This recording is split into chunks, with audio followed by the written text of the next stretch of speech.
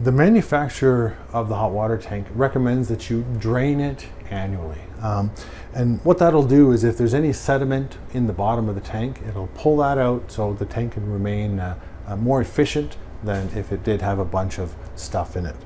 Now, how to do that, there is usually a rubber piece or a foam piece covering the bottom drain. You'll notice that it looks like a regular water hose because that's the fitting that's used. So if you were to drain the tank, you would want to connect the appropriate hose here and run it to a floor drain or somewhere else that's appropriate.